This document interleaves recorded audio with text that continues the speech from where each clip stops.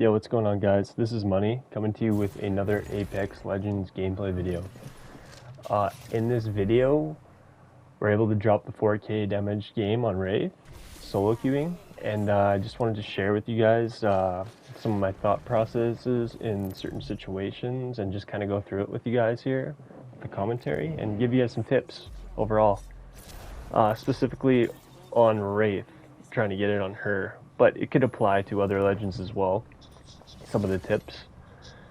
But yeah, so if you haven't checked out the last video, we actually went back to back here. I dropped the Apex video yesterday, and if you haven't seen it yet, I'll drop the link in the description, and you guys could check that one out too. If you like, just hit that like button, and yeah, let's get into it. So as you can see here, our teammate, I actually started solo queuing and back-to-back games. First game's on, didn't get jump master, so my teammate kind of took over, and they both wanted to drop hot. So as you can see there, I dropped on the scout, and I was able to get the knock. I feel like it's very important off drop to just kind of work with what you got. I'm not very good with the G7, like at all whatsoever, but I feel like it's of the utmost importance to just pick up whatever you see. And especially in Fragment, this goes for other places you drop as well, but just take what you got and try and fight, especially if you hear footsteps or if you know somebody landed close. Try to take them out. Best case scenario, you win your fight, you have that team not to worry about anymore. They're not going to have a ton of loot either, because you guys just hit the ground, right? So take what you have and go and try to do something with it. Don't try, if you're trying to get high damage, don't go around looting for the first, even I would say, minute of the game. Take the first 30 seconds, get what you get, and just start fighting. So that's kind of what we did here. And I'm gonna add this on the other side of the situation if you choose to take this strategy that I'm offering you guys and push hard right off the drop when you get whatever you got. The other side of things is you're going to lose your fight, and what's going to happen? You're going to get sent back to the main menu, and you're going to queue up again, and you're going to have a chance to do the same thing. It's not that, I'm not trying to be harsh here or anything, but it's not that devastating to get killed off drop in this game. It's actually going to really improve your gameplay as well. So yeah, like, I know some of you guys are worried about your KD and stuff, and like, that's fair. But at the end of the day, if you become a better player over time, your KD is going to improve anyway. This strategy has made me a way better player, like an immensely better player. It's helped my gameplay. It's brought me badges, it's helped me compete in ranked, helped me win more fights just in general. So that's what I'm going to offer you guys, man. I feel like it's the best strat. And if you're just a casual player and you enjoy just winning the game and you play to win every game, then that's cool, man. I'm not trying to force this on anybody. I'm just letting you know my strategies and what's helped me. And I'm just going to add on to that with, you don't always have to drop Fragment. Like I said, my teammates were the ones dropped here. Like, I probably would have anyway, I'm not gonna lie to you. But they dropped on the hot side of Fragment. I usually don't drop on this side, I'm not gonna lie. I find that my strategy that works best is I think this is Fragment East, I usually land Fragment West on the broken building. And that's another tip that I'm gonna give you guys. That is a great spot to land. And I'm so happy, it's usually pretty open. Like, I would say about 80% of the squads that go Fragment land either streamer building or elevator building. So all the other open areas are prime spots to land. Not only because you're going to be free for the most part off drop, like sure there's probably going to be some people close, but you'll be able to get loot at a more clean rate. And you could have a great opportunity to third party those teams that are landing in those places. So where I like to land is broken building on Fragment West, I believe I said. And you can see me fail a little bit here against that Seer. I got a little nervous. But yeah, Fragment West. And I think it's a great strategy, right by market. If a team lands by you, go ahead and grab your guns and go and fight them. Otherwise, just loot up for that 30 seconds to a minute, and then go and push the gunshots you hear. It's going to be a lot easier to take that fight if they're already fighting. Either way, really, the point that I'm trying to make here is you don't have to drop here. On this map, it kind of seems that way, but you don't always have to. Me and my friends have had high kill games dropping other places. We've had fun games dropping other places. You don't have to drop fragment. Like, once again, especially with casuals and people that aren't super worried and concerned about kills and badges, just land wherever you like landing. There's some fun places to land. The new spot they added, I can't think of the name, Lava something. It's a really fun spot to land, and there's usually teams there too. And I don't know, I think this map's gotten more balanced since last patch, and yeah, like I said, man, there's a lot of different fun ways you could play this map. So anyway, those are some of the tips I had for you guys off drop. May have gotten a little carried away, but I hope that that helps you guys. And I'm going to start getting into some gameplay tips here, what's going through my mind and such. So here, I know I got the Wraith without her phase. And yeah, we're definitely going to take advantage of that. If you see players with movement tacticals and such, always push if you have damage on them and you know they've already used their Q. So here, things are going to get a little sketchy. We're going to hit him 36, I believe, here. Hit him for another 50. Now I'm trying to push. I know I'm low on light, so R9 is my more trusty weapon up close. I got her 1, it's a Wraith. I hit her again. And here I'm going to miss some shots, and I'm just going to go ahead and switch to my R9. Because I know my chances of hitting that 1 bullet on my R9 are a lot greater than my wingman. So that's the thought process there. And as I was saying, my thought process on the first Wraith was basically I had good opening damage on her. I was chasing her down and hitting her. So I chased her into her Q and then hit her when she got out of it. That's just an easy decision at that point. If you have full health and the other guy is low, this might seem obvious, but you're just going to want to go ahead and push, like for sure, as hard as you can. Worst case, you could use your Q to get out. Anyway, you're going to see me switch to the R9 out for the Eva here, as I only had, what, like 10 bullets left. But my go-to loadout, if you guys have watched my videos, you know it's Wingman R9. So I was kind of like in my feels there, because I seen I had 7 kills and there was a ton of people left. I wanted to at least take a shot at the 20. But yeah, Wingman Eva for pubs is probably my second favorite loadout anyway. So I wasn't too upset about that. But yeah, on the second Wraith there and on some of the fights earlier in the match, sometimes you just have to go for it. Yeah, sometimes you have to win your 50-50, and it just comes down to that. Like, between this game and all the other games I played, there was a lot of going back to the lobby. But it kind of pays off when you hit the big one, when you have the nice game. But you're also going to see in other fights that it also sometimes pays off to hold angles and sit back. It all kind of just depends on the situation. I'll try to get into that more as the fights progress here and see if I could make an example of that as well. Like you see in early game, sometimes I was just holding stairs and just waiting, or holding an angle and waiting. Sometimes patience is key, and sometimes you really just have to push.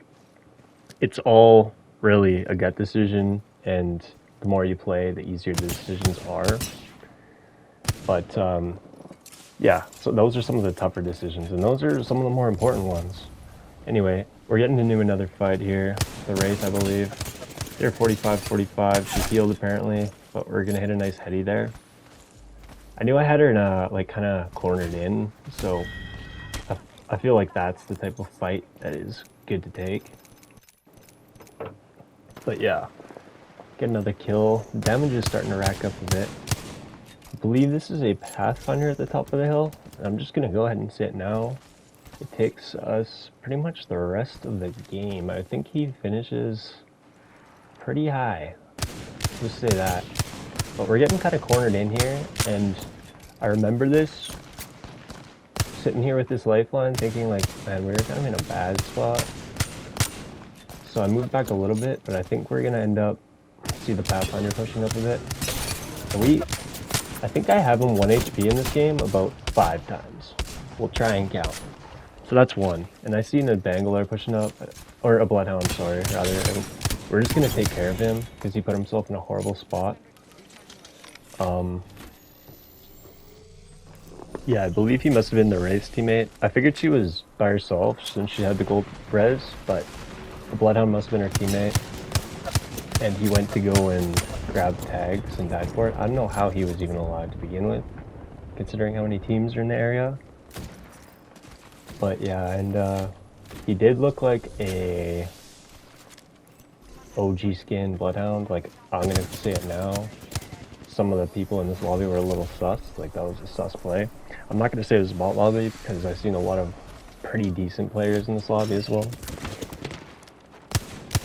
Pathfinder pulls up crazy on me though, and that was probably, I would say, the play of the game for me. If I died there, which I really should have, that would have been wraps. But the EVA 8's just probably top 3 most OP guns in the game right now. Get the thirst up, which was huge for me too. No res to the bang, and then she kind of puts herself in a bad spot. I know I have her cracked, I have a full shield, so I'm gonna try and look to take care of her here. And yeah, we're gonna throw the thermite to kind of like block off which ways she could go. I knew I didn't have the angle to hit her with it. And we end up getting hit, I believe, by a different team. So I'm just gonna back it up, Terry, a little bit, and pop the bat. I got like 6 bats at this point. Oh, I guess we're not gonna pop the bat yet, as the Pathfinder is just kind of lingering still. Same Pathfinder. I'd like to actually know how much damage I put into this Pathfinder this game, because it was a lot. Like, trust me, it was a lot. Anyway, that's another 100 on him, another 40, and 1 HP again. Couldn't hit that last wingman shot. Anyway, kind of poor decision making there by me, but having, you know, that Bangalore right behind me and just not healing and focusing the path probably wasn't the play. But we got away with it anyway, and the Bangalore took probably one of the worst chows of her Apex career right there. That one didn't pay off. But homie just going crazy on the ping in the banner there. Always fun, man. I think I don't know, I think I was muted here, but some choice words there for sure. 1 minute until ring close.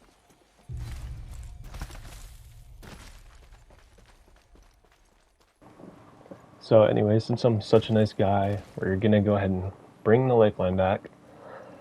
I don't remember her exact line score in this game, but it's not crazy enough to be pinging that much. If anyone watching this video, try your best not to be toxic like that. It's very annoying for the person trying to clutch up if they are hearing pinging nonstop.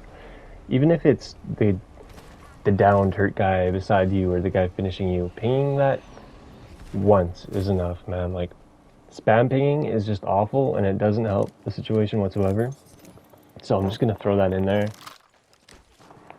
The next tip I wanted to add in here was, obviously right now, after that last clutch, I'm looking at the top right of the screen and I'm seeing the damage and the kills. Obviously the 20 bombs out the window, but the 4K is on the table. And I think this is the pathy up here, by the way. But anyway, one of the biggest things here is stay confident, stay in your groove, man. Do not get nervous. Try your best to just stay calm. Especially if it's like not a thing you're doing every game, dropping 4Ks. Like, I don't drop 4Ks all the time, but I think it's just very important not to let the nerves get the best of you. And also to just add with and to go along with the point where I said staying confident and trying to stay in your groove. When I look up at the top right and I see 4 teams left and I have 3K, I'm telling myself, also that's a Pathfinder by the way again, I'm telling myself that I know I'm dropping this 4K. There's 4 teams left. I'm over 3K damage now. I'm dropping a 4K this game. That's just what I'm telling myself in my head. Speaking it into existence, basically, man. Like, I have the utmost confidence in myself. I've wiped this many squads to this point.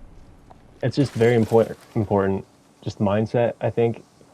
Not just in gaming as well, like, just in life, man. You just gotta have the confidence to do it and get the job done, man. Like, there was no doubt in my mind that I was getting this 4K. And I feel like everyone should have that mindset when they're in a position like this. It would be your biggest downfall in this situation to be nervous and be like, oh, I don't know if I could do it. You know, that's not where you want your head to be at. You just want to keep staying positive, and yeah, that's another piece of advice I have for you guys. I think that's just one of the things over the past year that's helped me take my gameplay to the next level, and maybe that's something that's holding you guys back. I don't know if it is or isn't. I can't tell you that for your personal self, but it's definitely something that's helped me. So you're going to see me try and slow things down a bit here and play more patient, try and find the right fight to take. So that's the Pathy again, by the way. Just throwing that out there. And I think I decide here it's time for him to die. I know there's 2 guys below me. I believe a Rampart and maybe a Caustic. I'm not 100% Pathfinder, by the way. So I believe the decision's to leave them alone. But let's find out here. Maybe not. No, it's not. We don't take care of Pathy yet. I'm gonna break down that wall. Try and get some shots in because I know he has to reload. I'm not gonna peek that. I want this nade so I could throw it in there and push off the nade. Once I know that that space is clear, I'm gonna push off of it. No hit. I know she's sitting in the Sheila, but my teammate has their focus now. And I kind of pussyfoot here, I'm not gonna lie. Maybe the numbers were getting in my head. I thought she looked over, she didn't. She still had no clue I was there. So I'm just gonna walk up, take her out, and then Octane was one. My teammate did his job. So, really well played by my teammate there, actually, by rapping like that and getting their focus off me. Pathfinder, by the way. So here, I have him cracked and I have a lot of shield, so I'm gonna try and maybe make a move on him. But then I realize he's probably healing. I'm not gonna take the 50-50. Especially with my damage where it is, I'm gonna play it a little safer. He catches me in the open with I believe Rampage. A little scary, but I hit him for quite a bit again. I see my health. Get a little nervous, but I figured I'll let him heal. I'll take the one-on-one with more health with the Eva. I figured I would win that, but he ran away already, yet again. And I probably racked up about 2k of the 4k damage on this Pathfinder. Like, let's be real here. This dude, I give him props. He's the getaway king. He's the scapegoat. Shout out to my teammate. But, yeah, anyway, we got to take care of some clutch kills there. And at this point, I'm like pretty much 99% sure that it's 2 solos. You know, if the Pathfinder's getting away with that, and we're not getting third-partied on basically final fight, then there's no way that there's a full team up still. So, sorry by the way, guys. Some of my commentary might be a little off because I don't have footsteps when I'm recording the audio portion. Like, I don't hear the game audio, so I'm not sure which guns are being shot by the other team and whatnot. Like, I can't hear the footsteps of people below. So I'm just trying to go off what I remember. So I hope that's not too bad for you guys. Anyways, guys, we continue to chase the Pathy, and sadly, I don't think it's time for him to die yet here. Insanely, it's not. But we see the damage up top, especially at this point. I know Pathy's probably healing. I got 200 damage to go, 2 players to kill. Things are looking good. I know he's clear over there. I'm just kind of looking out for the solo to make sure I don't get, screwed. And then take height. Height's very important in this game, guys. When in doubt, just take the highest point. It's the safest place to be, man. I think I end up hoarding in on him here. Like I said, there's not too much more left to this gameplay. There's not too much I could really tell you guys. These guys are both solos, so I'm just trying to think of the safest way to take them both out of the game without getting screwed over. Like, if I take a ton of damage and the other solo walks up, I could get knocked, and then it's a 1v1. And I do not trust my teammate here. Sorry, Lifeline. Anyway, she ends up killing him. If you can imagine, I don't even get the satisfaction of killing that Pathfinder. And he leaves the game. He leaves. Imagine. Anyway, so yeah, shoutouts for Gaming 1995 for that. So we got the alternator. Pretty confident with that gun when I have it in my hands. You guys should be too. That gun's ridiculous. There's not too many 1v1s you could lose with it. You could win 1v3s with it. Great gun. So I'm just gonna run at him, make sure I get that kill, because I needed that 100 damage. But, yeah, you're gonna see the stats pull up here. I believe they're in the thumbnail as well, but just to reassure, we ended up dropping the 4K, 14 kills. Pretty fun game. I hope you guys enjoyed watching it. I hope you guys could learn something. I hope I wasn't too annoying or some of my tips were awful. But obviously Lifeline carried me. Just kidding. But yeah. Like the video if you enjoyed it, or if you got anything out of it, if you learned anything, if you think this will help you in your next pub stomp session. And I want you guys to drop down below who your main is and who you have the highest damage game with. If it's with your main, drop that, or if it's with somebody else. But let me know how high of damage you guys have gotten, and yeah, just drop that down below. And once again, just sub and like if you enjoyed. It's not a big deal if you didn't. That's all good. But yeah, that'll pretty much wrap it up for me here. I hope you guys enjoyed the video, and stay tuned for more. Make sure you check out Anonymous's Madden videos if you guys are into sports as well and stuff. He has some great content coming out over there in that section of the FSG things. And anyways, guys, thanks so much for watching, and I'll catch you in the next one.